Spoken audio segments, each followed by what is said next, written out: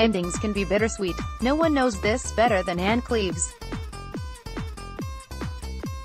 The author has faced the grief of saying goodbye to two important men in her life this past year, one a fictional character, beloved by millions, the other a flesh-and-blood soulmate beloved by her. It's August when we meet, and the intoxicating carnival of the Edinburgh International Book Festival is in full swing as we find a quiet corner away from the main hubbub in Charlotte Square. We're here to talk about her latest novel Wildfire, the final installment in the best-selling Shetland series featuring brooding detective Inspector Jimmy Perez. When Cleeves published the first book Raven Black in 2006, she never envisaged the many doors it would open. It has since evolved into 8 books, and a novella, which have been adapted into a hugely successful BBC television drama, Shetland, starring Douglas Henshall, and are credited with sparking an influx of tourism to the archipelago of islands where her mesmerizing crime stories are set. Cleeves, 63, has done a farewell book tour across Shetland in recent days, visiting libraries and the town hall in Lerwick. She is sanguine when asked what it was like writing Wildfire and winding up the popular series. "I knew it would be the last and that I was ready to finish it," she says. "It wasn't so sad, but there was a lot of pressure because I didn't want it to be a weak last book. There was that pressure to get it right and to tie together what I felt about Shetland. In many ways," she says, "it has felt like coming full circle. It is almost taking it back to the beginning because it is about what it is to be an outsider again, which is what the first book was about too. It has been a journey packed with as many twists as any crime fiction story." Raven Black was going to be a standalone novel, she recalls. "Then I thought I would kill Jimmy off in the 4th book because that was the end of the first quartet, but I killed someone else off instead. I decided that I would carry on and write another 4.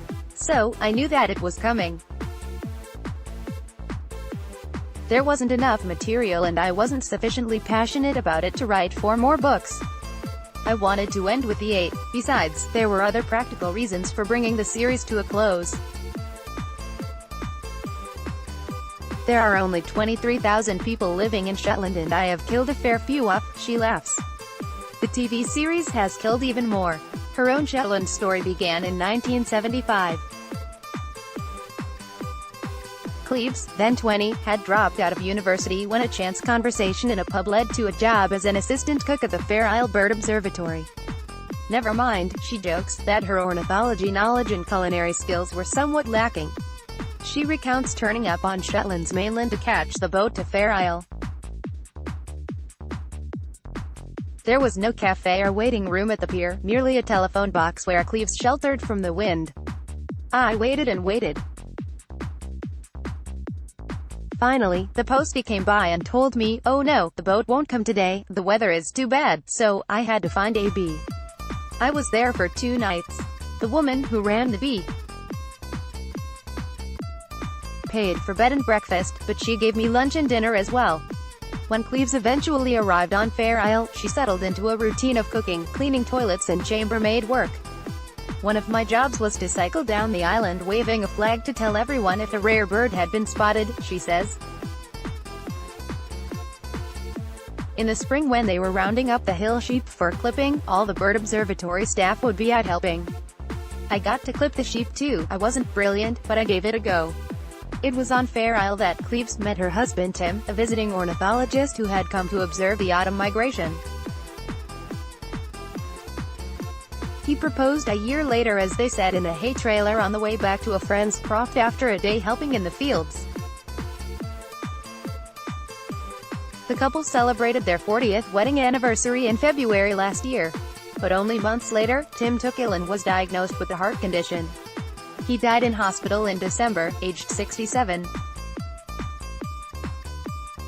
Cleeves was in the final stages of working on Wildfire when he passed away. "Some people are a bit snobby about books that are escapes," she says. "But I think that is a perfectly valid way to escape into a fictitious world. I did that writing. While the bereavement is still raw and recent, Tim died only 9 months ago. Cleeves clearly draws strength and joy from sharing anecdotes about the couple's many adventures. As newlyweds they lived on Hilbur, a tiny tidal island in the Dee estuary where Tim had a job as warden. "We were the only people living there," she says. "It wasn't that isolated because it was only 1.5 miles offshore, but it was a weird existence. In the winter it was lovely because no one came apart from other bird watchers. Then in the summer, you would get this influx of people as soon as it was a nice day." Cleeves wrote her debut novel, A Bird in the Hand, while living on Hilbur. Set in the world of the Twitters, it was published in 1986. Ornithology would again be a muse when on a flying visit to Fair Island 2004 to catch a glimpse of a rare bird. Naturally, she had the idea for Raven Black. Is she a bird lover herself? Not at all, says Cleeves cheerfully before reeling off a list that would make any Twitcher envious. There were a couple of things I had seen that Tim hadn't. My bimaculated lark was one of them, and I don't think he ever saw an American kestrel either. Before turning her hand to writing, Cleeves did an array of jobs, including with the social work department in London's King's Cross, where she cared for children with behavioral difficulties. She later trained as a probation officer and did outreach work for public libraries.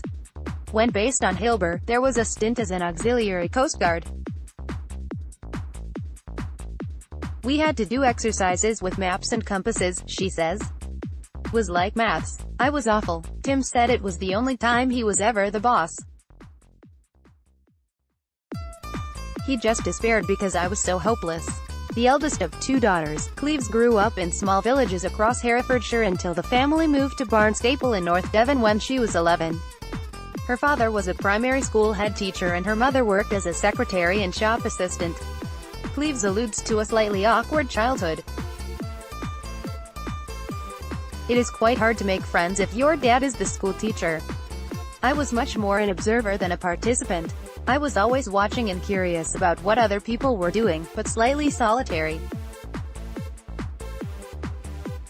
I spent a lot of my time reading." What was it like being taught by her father? "It was just what I knew," she shrugs. "But it was a bit odd because at home he was Dad, and in school he was Mr. Richardson.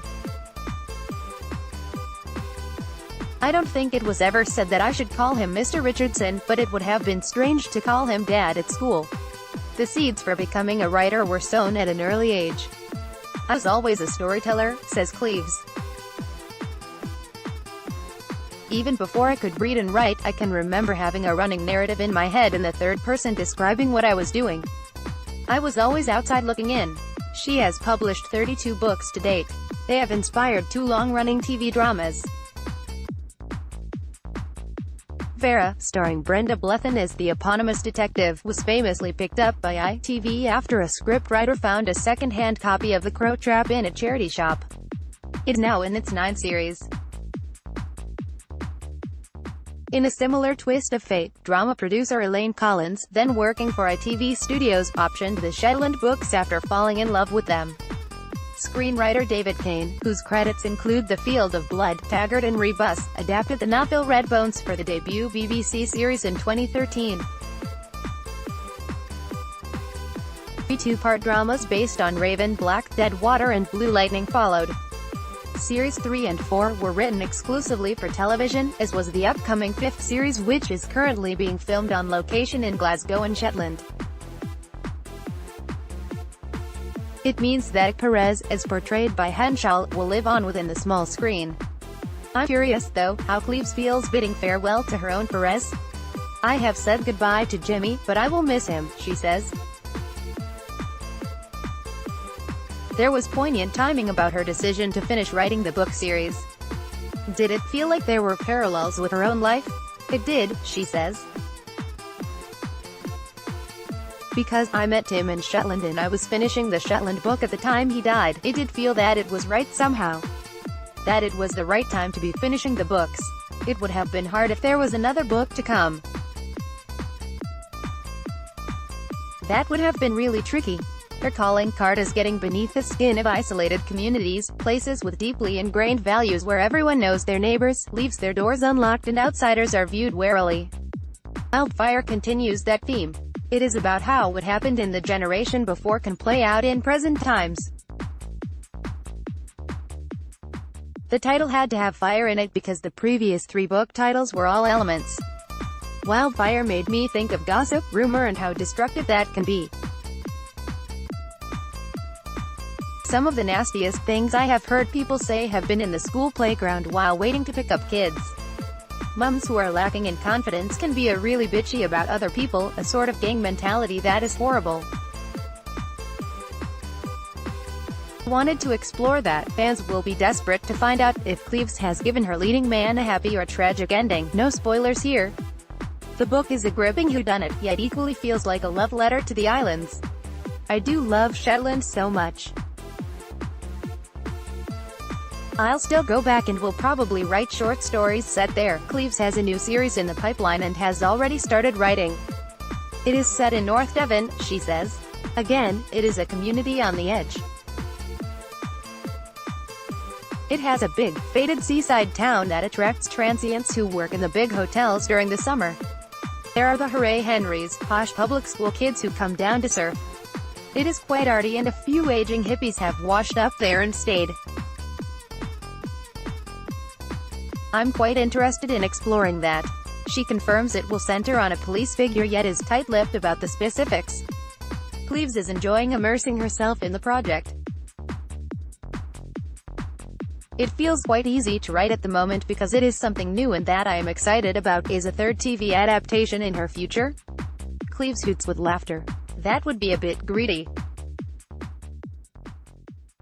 There is so much good crime fiction out there and other people deserve a chance. While Perez has had his last hurrah, fans of De Vera stand-up can breathe a sigh of relief.